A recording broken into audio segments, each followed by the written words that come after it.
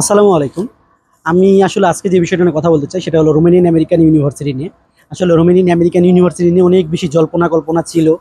Offer letter দিবে কি দিবে না।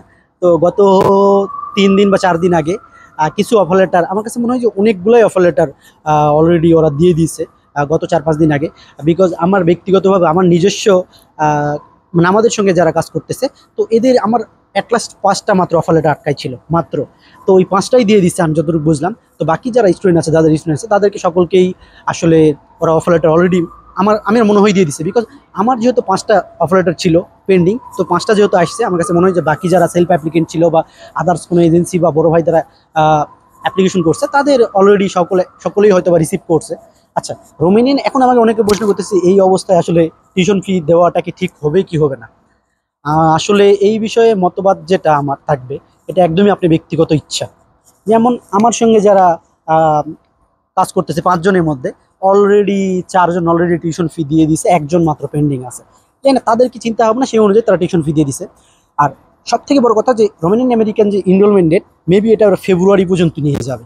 আমি লাস্ট 2বার যখন অফার লেটার বিষয়ে কথা বলতে গেছি, ওরা একটা কথাই বারবার বলছে যে আমরা এনরোলমেন্ট ডেট বাড়াবো, এনরোলমেন্ট বাড়াবে। তো আমার কাছে মনে হয় যে ওরা একদম ভিসা পাওয়া পর্যন্ত, ওদের লাস্ট স্টুডেন্ট এম্বাসি ফেস করা পর্যন্ত এনরোলমেন্ট ডেট রাখবে। তো এনরোলমেন্ট ডেট নিয়ে কোনো মানে টেনশন বা চিন্তা করার মতো কিছু নাই। এখন আপনি নিজের কাছে ডিসিশন নিতে হবে। আসলে রোমানিয়ান আমেরিকান টিউশন ফিটা একটু বেশি। তো এই হিসাবে আপনাকে ডিসিশন নিতে হবে যে আপনি টিউশন ফি দিবেন কি দিবেন না। এটা আপনার ব্যক্তিগত ইচ্ছা, এর বিষয়ে আসলে আমার কিছু বলার নাই। আরেকটা বিষয় বলি, যারা রোমানিয়ান আমেরিকান থেকে অফার লেটার পাইছে তারা ভার্সিটি থেকে অ্যাকোমোডেশন নেবেন কি নেবেন না এই বিষয়ে অনেকে প্রশ্ন করতেছে।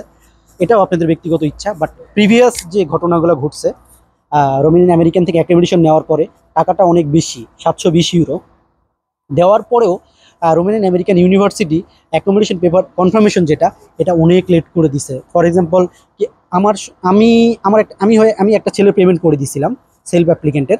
ওর অ্যাকোমোডেশন পেপার 42 দিন পরে আসছে, সরি 28 দিন পরে আসছে।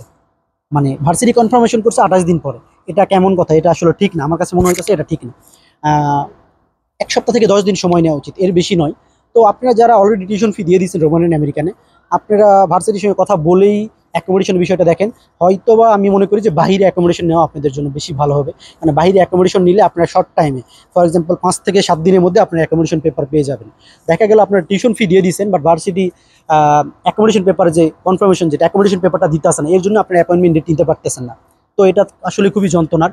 বিকজ আমার পরিচিত অনেকেই দেখছি যে ওরা আরও 1 থেকে 1.5 মাস আগে রোমানিয়ান আমেরিকানে টিউশন ফি দিয়ে দিছে, বাট রিসেন্টলি আজকে কালকে বা গত 2 দিন আগে ওর অ্যাপয়েন্টমেন্ট ডেট নিচ্ছে, যেটা আমি মনে করি যে এটা ঠিক না।